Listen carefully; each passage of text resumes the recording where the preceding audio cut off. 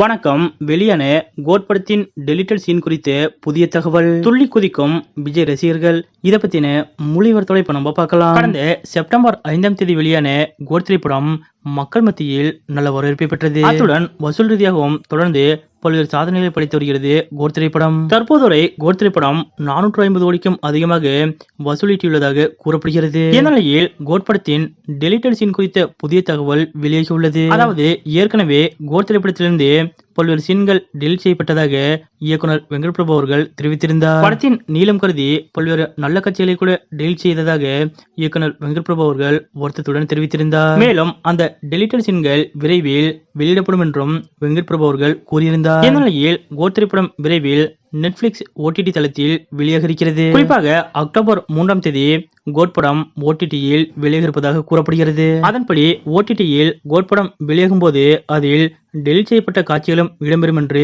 கூறப்பட்டுள்ளது. முக்கியமாக திரையரங்கில் வெளியான கோட் திரைப்படம் 3 மணி நேரம் 3 நிமிடங்கள் ஓடியது. ஆனால் தற்போது OTT-யில் வெளியாகக்கூடிய கோட் திரைப்படம் கிட்டத்தட்ட 3.5 மணி நேரங்கள் ஓட இருப்பதாக கூறப்படுகிறது. இது விஜய் ரசிகர்கள் மத்தியில் மிகுந்த எதிர்பார்ப்பையும் மகிழ்ச்சியையும் ஏற்படுத்தியுள்ளது. இதன் மூலம் விஜய் ரசிகர்கள் திரையரங்கில் படம் பார்த்திருந்தாலும் மீண்டும் OTT-யில் ஒருமுறை படம் பார்க்க ஆவலாக காத்திருக்கின்றனர். அந்த வகையில் OTT-யிலும் கோட் திரைப்படம் புதிய சாதனை படைக்கும் என்று எதிர்பார்க்கப்படுகிறது. அக்டோபர் 3ஆம் தேதி OTT தளத்தில் வெளியாக இருக்கக்கூடிய கோட் திரைப்படம் டெலிட்டட் சீனையும் சேர்த்து 3.5 மணி நேரம் ஓடக்கூடிய படமாக வெளியாக இருப்பதாக கூறப்படும் இந்த தகவல் பற்றிய உங்களுடைய கருத்துக்கள் என்ன அப்படிங்கறத மறக்காம கமெண்ட்ல குறிப்பிடுங்க.